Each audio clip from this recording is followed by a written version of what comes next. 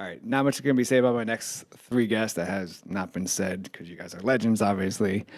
New album's coming out October 18th, Rise of the Moon. It's the legendary Black Moon, and I welcome you all to the library with Tim Einenkel. Thank you so much for being here. Thank you for Thank you having very us, much. man. Thank Black, you. black moon. The moon is black. And back in black. So you obviously all have a long history of not just an artist relationship, but friendships. So if we could just quickly go back and say, what were you guys doing before emceeing, before DJing, before even just like, what were you listening to that was like, all right, this is it. This is the culture I want to be a part of. Me, besides KRS One and Breath Control, We was listening to everybody from KRS-One, Rakim, Chuck D, everybody that came out and put music out at that time. We was listening to everybody. And like even before that, listening to Parliament Funkadelic, James Brown, Bob Marley, The Meters, a lot of that old school soul, funk, rock stuff, you know what I'm saying? Lee Michaels. It's so much music that was, but that was also back in the day when everybody played just good music, Right, you know what I'm right. saying? I mean, was that stuff that you listened to at home, or was it like on the, was it on the street? Was Both. It just, It was both. For me, my parents was heavy in music, meaning they was buying vinyls, they was buying records. I remember, two turntables being in my house. Right. You know what I'm saying? Before I met E, before I even got with Bug, it was two turntables and a mic in my house. And pretty much my mom's, she on the weekend play a lot of music and stuff. So that had a definite influence on me as far as music is concerned. Definite. before we obviously get into the album, I'm going to ask you about some lyrics that I'm probably going to mess up, but also the importance, and I think we talked about this before, but the importance of music, of different genres of music for you guys growing up and becoming who you are in terms of artists versus today, right? Artists, hip hop artists that come up, rap is the number one genre. Right. You hear it on the radio. I remember being a kid in Washington Heights, and Z100 used to be like, absolutely no rap music. Like that was a point of pride for them. Z100. Yeah. Point of pride. But you guys grew up in a time where you're listening to like, rock, soul, whatever. How do you think, what's the importance of having that different genres of music to listen to in terms of the sound of hip hop for you guys versus like how has the sound changed today with maybe MCs listening to rappers nowadays? I mean, it changed a lot. One, there's like, oh man, I mean, you name it. It's like everything from the gang culture to just like you name it. It's all embedded in the acceptance of MCing or in hip hop. Because with that came being famous. One of the biggest things hip hop did was make people famous, make other people, make artists, and make, kids on the street, whatever, famous. And that's ultimately what people want to become. Right. So today, the music that people are doing now are reflecting what kids are into. And that's what hip hop always was. When we came out, we were young. EPMD, they were young. Rakim, Big Daddy Kane, young. Public Enemy, young.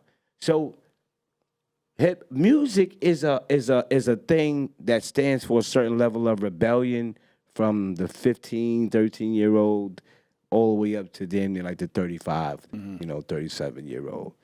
After that and before that, there's a certain type of change. So right now, hip hop got our music, our style, and then they got the other 808 and the new generation that's doing it. And that's pretty much, Back to me. You got three different generations of music creators, music supporters. So right now you in a big pot of, like I just said, three different generations of music, of hip hop, all conjugated in one. Now, just like you just said, you got the now generation who's taking over the culture, and they're just expressing it how they see it for today. You know what I'm saying? For this day and time. So that's basically like, the level where everything is at right now. 5FT, and you spit for all y'all off of all four zone. You spit, and I'm gonna fuck this up, so I apologize in advance. For your past surviving life's roughest tasks, they said I wouldn't last. Don't make me laugh. Which I thought when I heard it, I rewound. Well, I can't rewind anymore. I went back. Right. And I thought it was a very powerful lyric. What were you referencing there in those lyrics? I know that was a while ago. That was a minute ago. You know what I'm saying? I Like didn't even that. know it was Like 16 I didn't years even before know. we- Like yeah, but whenever I'm creating, whenever I'm in a creative space, I deal with the moment of the now, in the moment. You know what I'm saying? Whatever the energy is at that moment, and the build up before the actual execution. So I'm implementing all of that energy and all those thoughts into the writing process. So that way it would be more not only comfortable for me, but that's just my way of creating, to make us connect when we in the studio and we do what we do. That's the frame of mind I'm in when we're cooking and we're creating. Hopefully, I won't be too all over the place with this. No, but, you good. one of the reasons why I started this podcast, well, one, because Chuck D made me, but two, which is a good thing. But Shout out two, to Chuck. Chuck D, salute. But to me, I grew up in Washington Heights. I went to school in East Harlem. I was a 11-year-old kid when Self-Destruction came out, and I could recite that up and down. And for some reason in class, I presented it on a cassette tape. Don't know the hell I talked about, but it was pretty amazing. That's dope. And what's amazing about what you guys do is that, well, one, you do art, but two, through this podcast, artists are not superheroes, right? You guys bleed, you guys go through shit. Real. That and as we all get older, because we're all 21, as we all get older, we we go through family shit, whatever. Time zone experience is called life experience. It's life experience. So Buck, I was of course listening to episode 67 of Drink Champs, and you break it, you kind of tell us that you're going through a neurological condition, but then I look at your body of work from, you said you was the early 2000s, and it's incredible. And that, I've seen you perform live, and it's just incredible. How have you taken this condition and kind of, but also gained inspiration through your art from this condition? I mean, well, like, first and foremost, it's funny. Like a lot of creators, when you go behind the scene and you do a lot of investigation, or you see a lot of documentaries and a lot of movies about artists that you were like really like some of your favorite artists, and you find out some of the conditions that they were dealing with mentally, physically, and spiritually. In some cases, some of them you would never know. You would have never known that this is why this person, took their own life. You know what I'm saying? And you were like, yo, how the fuck, And at the same time, there's other people that deal with other physical conditions where they have to work around that along with the music industry. The music industry is a hard Yeah. I mean, for all of the people that don't know, there's nothing more harder than getting up at 6 in the morning, 7 in the morning to get ready to leave your house at 8 in the morning on a car that's downstairs, so you can get up, get on a 10 o'clock flight, fly 6-7 hours wherever to another place, land there, have enough time to get to the hotel and maybe eat a bag of blue potato chips, whatever the hell, because there's not enough time. You get from the hotel, they're telling you a car is downstairs. You get downstairs, you go from the downstairs car, you get this. What about food? We're starving. What about food? They telling you, we got food at the event. They got food vouchers and shit. So you get to the fucking event, and now there's a bunch of lined up, uncovered, many tomatoes every fucking where, finger fuck food. You don't have no energy. You're tired, and then and they're telling you got to do an interview, and then plus get on in another 10 minutes, and then you got to get off so we can get back to the hotel, so you can get ready to get up in the morning and do that over again, and do that over again, and do that over again, and that's the life of an entertainer. Yeah. And that shit, eventually, It takes its toll, man. Eventually, it will take its It toll, take its toll. on your body and on your and everything else. So- And unfortunately, with a person like myself, it plays a role in why I can't do certain things and certain things that I can do. Because you see like Master Ace. Yeah. He's battling MS, and you see him. Yeah. He seems like he's forever touring, and then you also see that he does. I mean, he's obviously he shares more. He takes this time for diet and exercise. Yeah.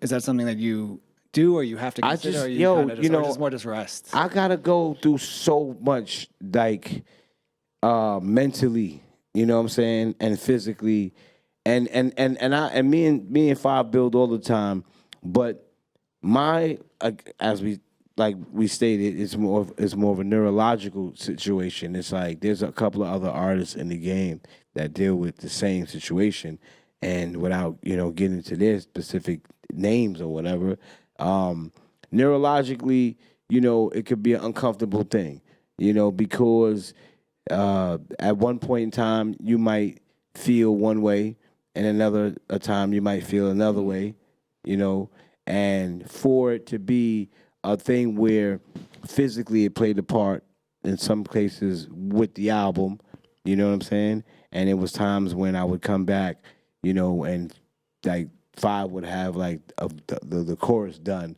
whatever to the song, and I'm like, thank God, you know what I'm saying? Again, because one, it's like you see the importance and the relevance of how we all work together, and at the same time, everything happens for a reason. You know what I'm saying? Because if that chorus wasn't made, the song would have been different. Blah blah blah blah.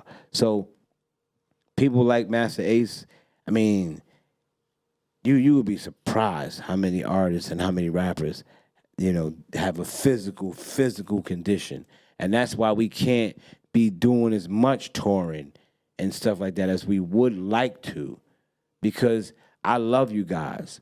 I love you with all my heart. You understand? Yeah. But I know that the bigger picture is if I do that and go out with that, I'm going to go all out and I'll die for the stage. If I have that mentality, then I'm no good to you. Because if I do that, then I'm no good to you, because the next person that is looking for me or want my energy cannot have it, because I just lived recklessly just because I want to live. I feel that the glory of it is more to me than, you know what I'm saying? I mean, that was when I heard this, it was incredible because, like I said, your body of work speaks for itself. And I mean, I think Joel Ortiz has a great line in the Bodega Chronicles where he goes, "Slick talk to the track, who brought that to the game?" And I feel like that could be just for you too. Like, you talk to the track, and it's just kind of incredible to listen to you like tell the story. And so when I found out about this, I was like, "Fuck, that's crazy." I mean, I believe he it. hasn't changed. I mean, he hasn't slowed down at So all. So. I mean, you know what? Be honest with you, that condition that I deal with, neurologically and mentally, is more based around the fact that what harms me helps me in some cases. Right. I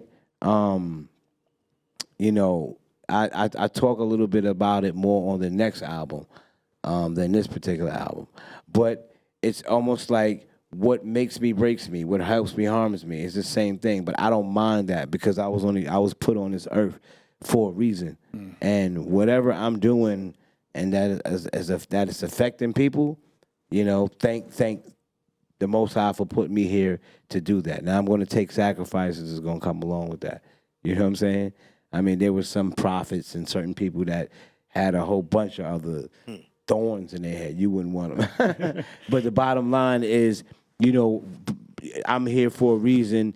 And when I listen to a lot of the music and I listen to a lot of the I look at the incredible things that Buckshot has accomplished, and I'm going to go for those props this time. You know what I'm saying? Like, because people got to know that, especially not knowing what you know what I mean? Like, I wrote a hook for Mary J. Blige on the album that I did with KRS-One. KRS-One is my favorite artist of all time as far as rapper. So for me to get on the track and do an album with him, and was incredible itself.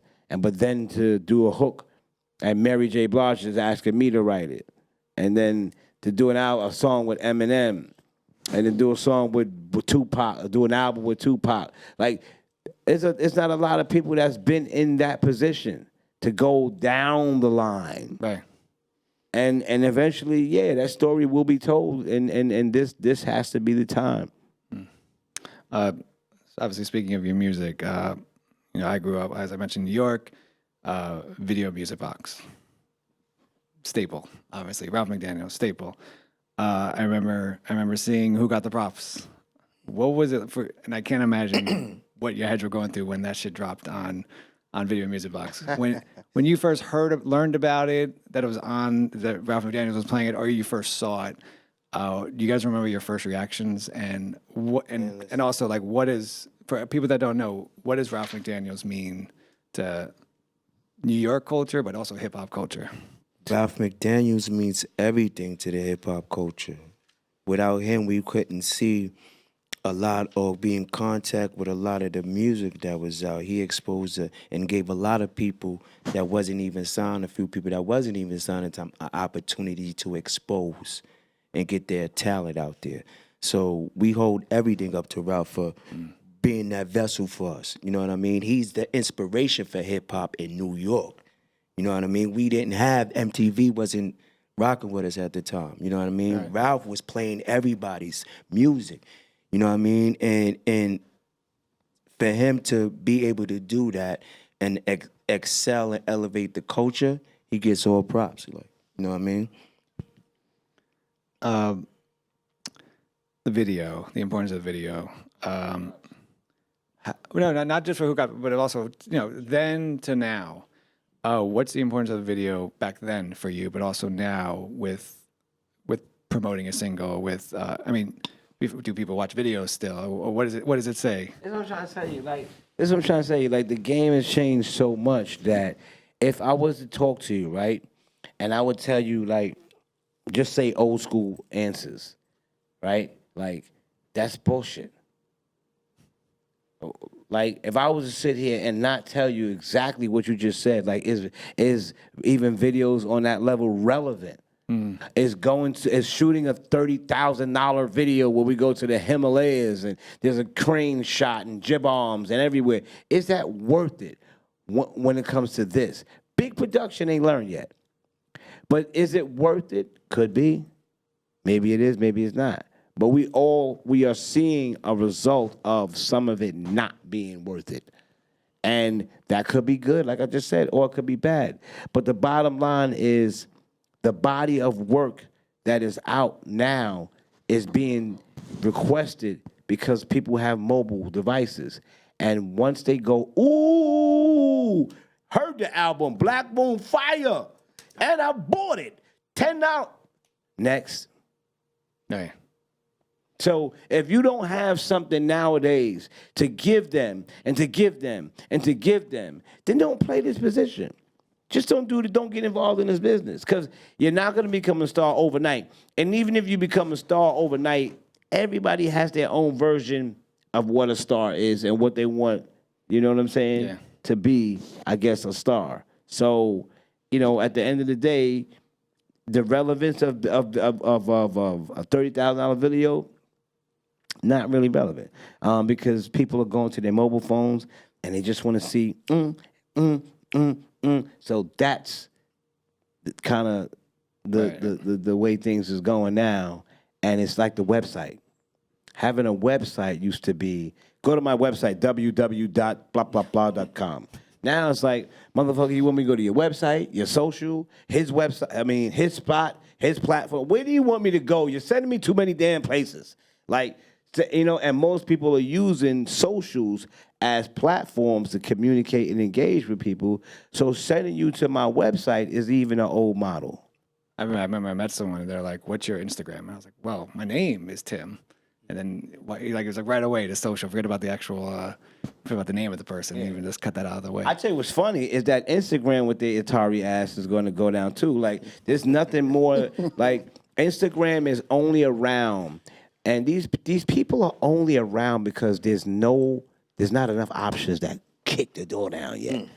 They trying, they coming, but Instagram, Facebook, I'm not gonna get into Snapchat and start naming apps, but just say Instagram and Facebook and Apple, and these guys are like, we're the first to bring in this stuff.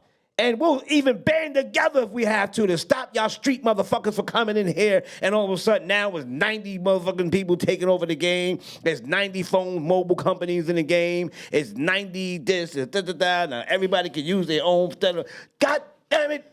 And Instagram ain't this little tiny little circle where, Lord help your eyes if you got bad ones. You're gonna be like, what that say? Give me I can't read it. Is that an 8 or a 7? Can you get the binoculars or the glasses? And yeah. So the next step is gonna give me an option. Give me an option, and I refuse. I refuse not to say or to mention Buckshot Mobile the way I did Duck Down when we was doing interviews in the beginning, and they were interviewing us about a lot of things, and I kept telling them about Duck Down and how me and Drew was creating the company and blah blah blah.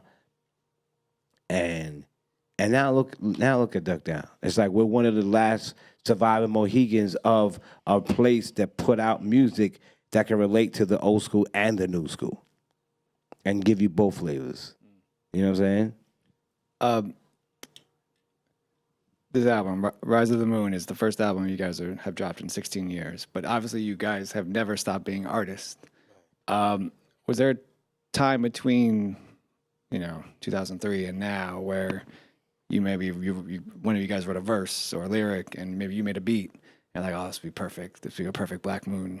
This would be dope. But this is not the time. Was there ever that time? And what happened to that beat or that lyric? This is the whole thing with the Black Moon thing, right? So, 2010. I don't remember the year. 2010. Me and Buck went to Europe for 30 days. What was that? 30 days, right? Somewhere It was around 30 that time. days. And Buck was doing features with other artists. So we went to this dude's house, went to this studio in Amsterdam, and Buck was doing features, and I sat on the side and just started making beats, because I was just there. Mm-hmm. Like they, he's doing the features, I'm chilling. So I made 2 beats, and Buck listened to 2 beats and was like, yo, I'm dropping some lyrics to these. And at that same session, he dropped lyrics to the beats. This is 2010, right? Now, we get back home. Life takes over. We start doing all the stuff we're doing. Then, 2012, I think, we did Here It Comes. The joint that I chopped up and cutting up the DMC. So we did that. That's not coming out. Maybe on a later unreleased project, but that's not coming out right now. We did that, and then it's like life takes over, and we just do everything we gotta do. Then it's like after that, 2014. I'm in my house. I'm working on a mixtape. I decide, I'm gonna make a sound bombing type tape where I produce all the records, and I'm scratching up the records I produced. And what it is I was like, why am I gonna make a tape without having my group on it? I remember the stuff was on the drive, so I went and got it off the drive and just remixed the whole beat. You know what I'm saying? Before that, I skipped the part, by the way. Before that, I remember I said Buck recorded his vocals. When we got back to New York, Five came to my house and recorded his vocals. That's when you recorded in the living room. And it was like, still I shelved it though. Like, because life takes over. Right. Finally, we get back. Speed it back up to 2014. I'm putting out this mixtape on Christmas. And I take that record and remix it. And once I remix it, I'm like, yo, this is dope. This is Go to War right here. Because the name of the record was Go to War. It's Go to War. So I make that and I leak that out on my mixtape. People go crazy. Oh my God, Black Moon, that's what I'm talking about. Yo. And the funny thing is, to go back to your question, I always made beats and I would go, yo, this is for my crew. This sounds like a buck. This sounds like something Buck could kill, something like Five would kill. Put that on the side. I always did that. But then what happens is when we start working on the project, I start making beats in front of them. Fresh meat. And that's what I rather do. Like when we're creating, that's what I like to do. I like to make the beat like I'm making a beat in front of you, because that's, you know, this is what we're feeling right now. And a majority of this new album, just like how I did with Warzone, just like how I did with any Black Moon album, made right in front of them. Live action. You know, I would make stuff, put it on the side, and half that stuff they won't even never hear. Because I don't think that stuff is good enough to what we're doing now. You know what I'm saying? I got DAT tapes in my house and reels of beats that no one will never hear. He got our first demos that nobody ever heard, even before Black Moon. Yeah, I got demos with me rhyming on it, which bananas. Like, I edit my part out because I sounded horrible. So take me into the album creation process. I mean, D's playing you guys beats, and what are you writing on the spot? Are you guys going to, like, I don't know? We're vibing. He comes with the production. Well, he comes with the pre-production, meaning beats before we get to the studio to get the engine running, to get the mind going, to the creativity process going on.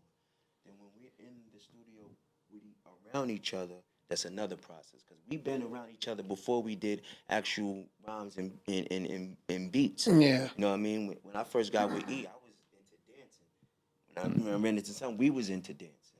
So it just certain things about levels of music that we already connected to. So being that we've been doing this for quite some time, already, so it's a professionalism that comes along with it too through the experience. So when we get in the studio, we get around each other. It's like, because like clockwork, it locks in. You know what I mean? Yeah, if you watch like some of the videos of the recording sessions, like there's times where you guys are just not talking, but you're creating. Yeah. And there's that like sixth sense that you all have together. I mean, was that right away? Like, I mean, take us back. I mean, from when you guys first started, or is that something that's really been our scenario. Like when I first met Buck and I first met E, we linked on music. Yeah. You know what I'm saying? When I first met Buck and we got together, we linked on music. But the energy was so ill, we built a different relationship that allowed us to be right here today. We create Black Moon. You know what I'm saying? I'm laughing because the first time Buck came to my house, Buck said, "What's up?" to me, walked into the music room and said, "Damn, y'all got a lot of records."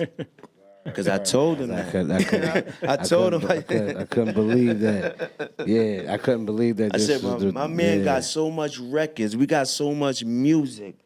I gotta look and see and look at the rest of it. Even though I know people probably like bugging out, going like, "What the fuck do you mean?" But probably because on the document, and I'm cool with it. I was cool with it because there was a brother by the name of Gobi who kind of got me used to that. Like when we was recording the Tupac One Nation album with Pac, Gobi used to just be around and he used to just have a camera. There probably was a time when I would have been like, "Yo, what the fuck, yo?" You know what I'm saying? But Gobi just had the camera, and thank God for Gobi doing that. There's a lot of footage people see and stuff people didn't see with us and Pac just being around. So when when Five's man was like, wanted to film the process of the album, I didn't have a problem with it because right away I thought about Pac and everything else and normally I would never have nobody in the booth with me. Yeah. You know what I'm saying? That's a fact. But process, nobody would get an opportunity. This was a first for me too. This wasn't I just was never. That would have never made me comfortable just to be in the booth, and somebody's right over you with the camera, and they da, da, da. But doing that process with Pac, I got used to it, and I knew how important it would be to leave something like that behind for generations and generations to come. You feel me? Yeah. So I was like, all right, cool. I don't have no problem with it. And luckily, you know, they didn't get a chance to see the extremities of the pain and the tears, the problems, the ups, the downs, the smiles, the happies, the don't worry, we gonna make it to it coming out right now. You know, all of this was a very, very, very, very hard journey, man. And it was nothing at all I want people to feel about that was easy. No. I think something that is great about the album is that you have groups or artists that come out that haven't dropped album in a while, and they freak the shit out of their fans because they sound like something that we're just not used to. The first 2 tracks and then that you released, but also through listening to the album, it's a Black Moon album. Was that Appreciate that. how do you create? I mean, was that a conscious decision? Like, to keep it that, or did you ever talk about maybe changing it up because it's 2019 and that's what we have to do? No, we represent the night. Black Moon represent the night. You know what I mean? So, to put the album together, we knew that we had to have that concept involved. It would have to be a major, how we was gonna do it. We didn't exactly know, but we knew that the concept of the night would have to be implemented in the album, in the project. Ease Back features Method Man and General Steel. Can you guys talk about kind of the creation of the album? Why Meth and Steel on this track in particular, and kind of how? Well, one, how as artists do these kind of two bring out the best in both of you? Black Moon is Black Moon, and when E first gave the beat, we knew that Wu-Tang had to be on the beat. We knew that. It didn't have no choice. It didn't sound like go get Joey Badass or let's go get my man Q from Pro Era, or let's go get Rhapsody, the female, any of our family peace brothers. We knew that we had to go get a Wu-Tang essence, and constantly listening to it, it was like, I know it got to be Meth, and being able to give the track over to Meth, and for Meth to come back with that verse, and that verse was talking about, good as Escobar will probably get a few Nas, like, what I'm saying? Like I could go on like a whole bunch of other lines that he said, but he flipped it, and when he flipped it, it made us know. It was like right away, yo, we already know we can't just come with some, yo, I be spitting bars. Like, we knew that we had to follow the pattern of the concept and that he set, and the bar that he set as far as the wittiness of that. Incredible. And it was interesting to see us all follow the same pattern and see the That's results. a fact. That's definitely, he set the pace. He set the precedence for the track itself. So it was so dope, we had no choice but to follow his lead on that journey, Still his family, so Smith & Wesson, shout out to those guys. That's T. Tech and Steel. That's Tech and Steel. That's the. It's funny when we was doing this project, like Tech and Steel. That's just like me doing a Black Moon album again. You know what I'm saying? Like I love the fact that Tech and Steel are there. You know what I'm saying? Like their voices complement Black Moon, and Black Moon complements Smith and Wesson. It's bananas. D, when you were on the podcast a few months ago, you talked about the album. You talked about frequencies and how you messed around with frequencies. Is this this frequency thing that I don't get totally, but I do get in a way? I'll break it down to you. Yes. Okay, here's the easiest way to do it, and I'm gonna break it down with one of my first records. How Many MCs? How Many MCs? The beat is heavy, bassy, little bit crisp. Not too many mids. You know why it's not too many mids? Because that frequency is for Buckshot. So when you listen to How Many MCs, that's why Buckshot stands out. Whenever I do a record, the the MC or the singer, whoever the artist is, stands out because I take that frequency out so that they own that frequency. And Scientists it of makes it production. sound like the vocals are loud, but they're not loud. It's just they're in their own lane. And when you're in your own lane, you can do whatever you want. And the whole thing is with this album, I just took it to another level because it's the analog digital thing. And I'm gonna say this because we cool. When it comes to vinyl can't be too bassy or it'll skip. But being that we're dealing with digital doesn't skip like vinyl. So I could go as deep as I want with bass and as high as I want with highs. Now, you can't go too deep because then the ear won't hear it. You know what I'm saying? But you'll definitely feel it.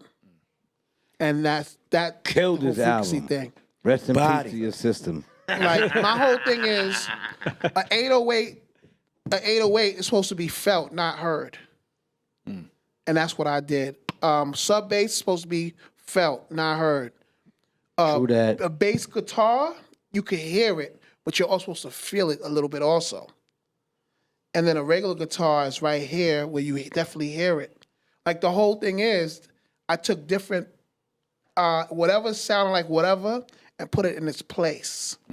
So that way you hear the individual sounds. If you listen to music nowadays sounds like one big clump of, it's this one frequency that sounds loud. That's what I avoided with this album. You know what I'm saying? I tried to avoid the whole loudness thing. Yeah. But at the same time, I made it loud as every record out here. Just to show cats you can do it and have quality music. If we don't have anything else, our sound is going to be competitive. The way it's roaring at you, the way it's stomping at you, the bass, everything's coming at you. The sound itself is going to knock you out. Do you guys, as artists, as MCs, do you, on this album maybe, are you experimenting at all with your flow, with your voice? We with maybe experimented this whole thing. I mean, not so much experiment, but yes, experiment, meaning we brought what we normally do, but we switched it up and not do it the regular way, meaning our creative process, but how we flow and how we wrote and how we spoke, the conversation that the conversation that me and Son share on the album is definitely something that something different for us and something different that people's gonna hear when they cop the album. You know what I mean? Something that I've always, you wanna say? Yeah, Evil D. I mean, Beat Miners. Shout out to Walt and Evil D. Without them, it is the foundation wouldn't be there. Oh, and that's another thing I meant to say too. Walt is the dude that knows every record. I'm the dude that learns the technology. That's a fact. You know what I'm saying? Like Walt a fact. will come in here. Like Walt will come in here and you play a record and walk. Oh, that's such and such. It's on this label, and in the middle of the record, there's a breakdown where it goes ba ba ba ba ba ba. Walt will do that. Me, I'm like, just give me the record. I'm just gonna run it through here, and and that's how, as brothers, we work. Right. Oh. And then but don't get it twisted. Like he has his boom bap, and I have my boom bap. They're both Smash, they 808 both with the needed. boom bap. They're both so needed. Yeah. And accommodated on this album, and I'm happy that everybody who hear the album they like the album and they appreciate the album, and they just like internal people that didn't even hit the public yet, and internal people like it. They appreciate the sound, they appreciate the way we did it, and for me, it's a big thing. For me, it's a big thing. It's a big thing. I think it's a big thing more because of the era that we come from and the other artists that's up to bat with music that we was with. Like, there's other artists that came out and they from our era and they got stuff, good, bad, ugly, whatever. and you are never the person that sees yourself. All right, it takes somebody from the outside to look at you. So you're always right to you. You know what I mean? In some cases, until you start acknowledging and telling yourself, "Nah, I could get better, yo. Like I know I'm doing shit wrong. I'm fucking up. I'm playing myself. Like I gotta get better, man. I gotta stop doing such and such, man. That shit's fucking me up." Until you start doing that, you'll always be right, and it'll always be somebody else's fault and problem. And that will it's like that'll not only stop you from progressing and where you're trying to get to, but when you look at all of that and you say, well, you know what? Black Moon was a group that defied the odds because of all of the things that was put into place, from the energy to the information to the foundation, like everything that was put together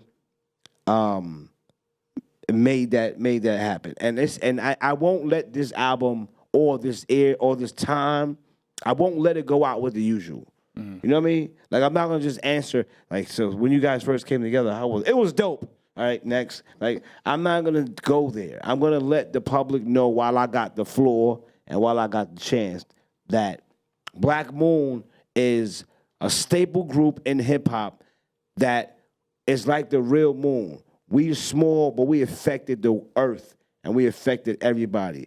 Because if I cover the moon at night, we all fucked. All right? Everything from the ocean and more. So that's, and Black Moons only come every 30 days, 30 years. You know what I'm saying? Right. Total eclipses only come but any, you know? So we're not meant to do that as Black Moon, the group. But you may hear a body of work from Evil D. You may hear a body of work from Five. You may hear me on 1,000 features. You know what I'm saying? And people say, well, how do I get it? What you know, you in the feature thing? You know, because he just said something about his feature. Well, how do you feel about features? I'm like, no, I'm not one of the artists who feel like I'm gonna oversaturate myself if I'm rhyming with everybody. Right. Why the fuck would I feel that way? I'm trying to put on everybody. So for everybody for me to be the plug, meaning if you don't hear my track with Son, he might hear my track with Son. Mm-hmm. But the bottom line is I'm gonna put somebody on, and somebody gonna bring me further in the game when they do a feature with me. Most people just don't know or think that Buckshot would do a feature. Because there's like most rappers, they're like, yo, you know, I don't do that shit. You don't give me $20,000, $100,000, 100 pennies. I ain't doing it. Like, I ain't like that. You guys end the album with Time Flies. What's the significance of ending it with that track? But also, the last 30 seconds of the track is just this amazing horn. And more, there's appreciation in silence, right? I mean, you guys respect, and you guys obviously respect that because you don't rhyme those last 30 seconds. So, for one, the significance of that track to leave it with us, but also the significance of the horn, leaving it with us with the horn. I think E specifically for one part in putting the horn in Fives, the way E killed the horn in Fives' verse, like the way he did it in Fives' verse is different than the way he did it in mine. Like hit Fives is the long version of the horn. And mine's is the chop version of the horn. So I appreciate that, me personally. It's just to add to mix, do something different, but the same. It's just like how I did Buck 'em Down remix. Buck 'em Down remix, and this is what a lot of people don't know about Buck 'em Down remix. What happened was we recorded Buck 'em Down at Calliope Studios. Calliope Studios, they didn't have, the SMPTE wasn't locking up. They did something where the SMPTE did not lock up. So all I did was basically took it back to when we was making demos in my crib. I just took the Wimp Parade record and just blended it through the whole track. And then after I did that, I just scratched into certain parts at the chorus. And with this, now I didn't have to do that because, you have Ableton now.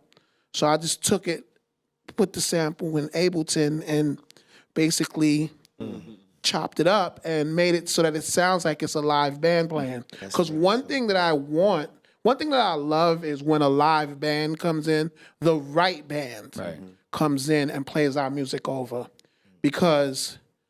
Like, you know, I'm not trying to make something that's just going to sit there for 10 minutes and whatever. I'm trying to make something for the long run where someone's going to come along and, yo, I want to do this song over and I want to play this and I want to do that. So that's what I keep in mind. I'm the band. Shout out to Daru Jones, by the way. Yeah. I'm the band. So as the band, I got to keep the music going. I got to keep interesting. Then when you have, it's the same thing I do with my DJing.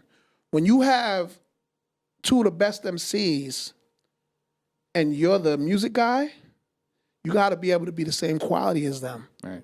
So that's how I always see my stuff. Like even with DJing, the reason I DJ the way I DJ is because I'm down with some of the illest MCs ever. And I don't want nobody to ever say, yo, it was dope till the DJ came on. You know what I mean? He just killed the whole vibe. So that's my whole thing. And appreciative to the fact that we knew, as far as the sequencing, we stressed one thing. Yeah. It's like we don't care like about a lot of stuff. It's the energy and the feeling of what the story tells you. Yeah. Of that. That's why the sequences was so important. When you hear Creep and it comes on and it's and then when the album ends and you feel the okay, time fly by. It's like, okay, it's like, it was nice to do. Yeah. It was nice this was a nice journey, guys. Like, thank you for leading us on this journey. And it just feels like another temporary go away. It just feels like another temporary time for the moon to spin its cycle. That's how it was put together too. Like basically, he came with the production. Me and Son was stressing the texture and the sound of how everything was going to come out. And Son was listening consistently, so that he really the mind behind the sequence about each song from beginning to end. You know what I mean? So that's teamwork right there. That's definitely teamwork. Time flies at the end. That's when the credits are rolling. That last 30 seconds, it's when the credits are rolling. Nice. And we're walking into the sunset to the next album. I've got a few more questions. I appreciate this. That's all cool. Just, we always talk about give our roses while we're still here, right? Right. So looking at this album, and is there like a verse by both of them, or even a lyric that kind of blew you away and like, holy shit, I can't believe that wordplay was amazing? And then for you guys, was there a beat that you're like, holy, like, fuck, how did he do that? Or why can't I be in his head and figure that shit out? Yo, it's a bunch of little parts on the album that I was like, yo, this is crazy. Well, I'm gonna tell you one, and it's not even like a big part. It was just because he said it. What is it? Oh man, and the bear. Leonardo DiCaprio. And that's the line that we said. We was mixing the album, right? Me, Mr. Walt, Jake Palumbo, and my man Luck. We was mixing the album, right? And the line for all our sessions was Leonardo DiCaprio. And we kept saying it. And I said, yo, we got to chill because Five might walk in and not realize what we're doing. He might think we're making fun of him. So we got to chill with that. But that was the one line that the whole mix sessions, we kept saying that. He said Leonardo DiCaprio and the bear.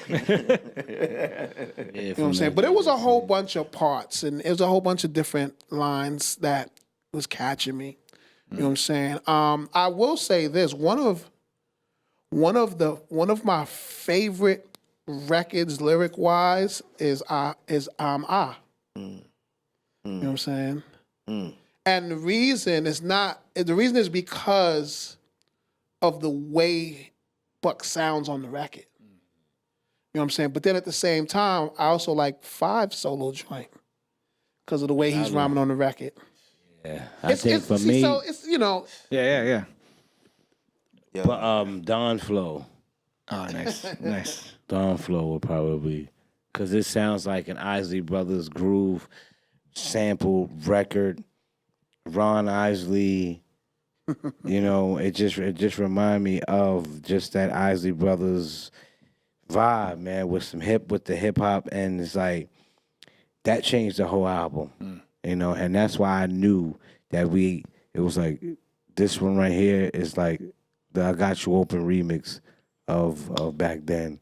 You just knew it was different. You knew it was me at my most comfortablest style of rhyming, and E, you know, with a track that dictated that. So you hear all these tracks and they fire, and then you hear the boom, doo, doo, doo, like what the fuck is that? Like nah, that's a hold up. Like, you know what I'm saying? And that to me, that and Glory.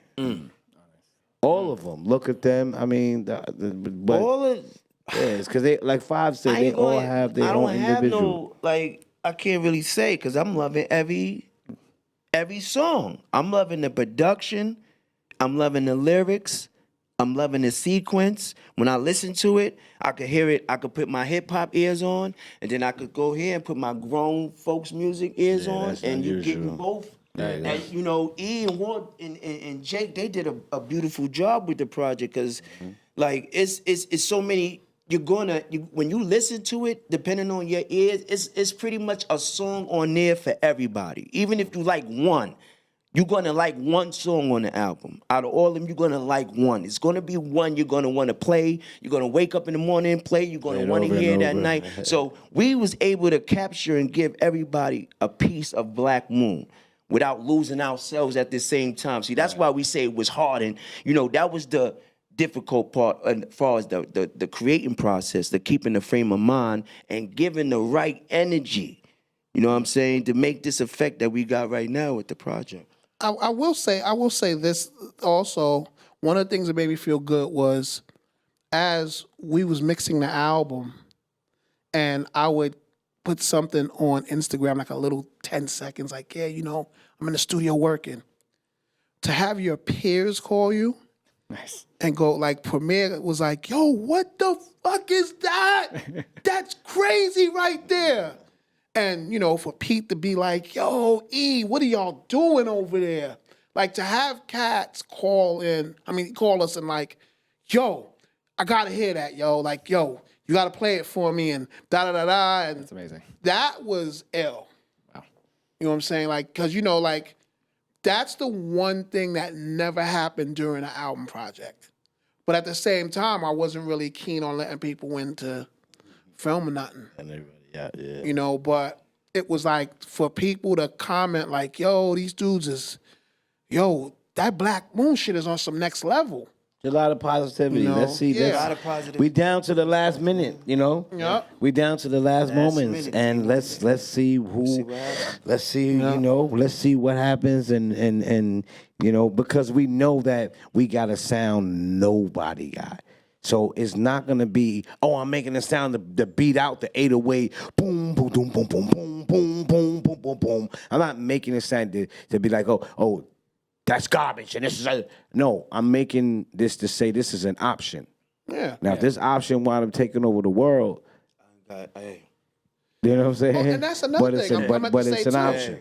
A lot of the younger producers that are producing today, they also inspired this album because they're the ones taking the 808, put it to the front, and doing all the stuff. And they're the ones that's like, yo, your music, they're telling you your music has to be heavy. But my thing is, okay, let's make it heavy. Let's go do that. Let's do it. Let's do what you want to do. Like, I'm telling them, look, check this out. That 808, it's loud on your record, but you could also make it effective. Right. You know what I'm saying? That means you have a respect Like- factor. Yeah, it's like, you know, and that's the thing, like, because I listen to everything. Like, you know, even the records people think I don't listen to, I'm listening. Because that's what you're supposed to do. I can't say something's good or something's bad without listening to it. Right. You know, and I listen to everything. Shout out to Pro Era. Yep. It's like, you know, and when I listen, I'm like, yo, you know, okay, I see what they was doing right there. That's dope. But if they would have did this, it would have. And then some people surprise me like, yo, whoa, that's crazy right there.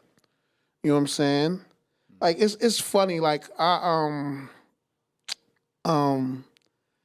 was trying to think of the dude's name. You know what? We'll get back to that because I don't want to sit here and keep thinking about it. But it's a new artist.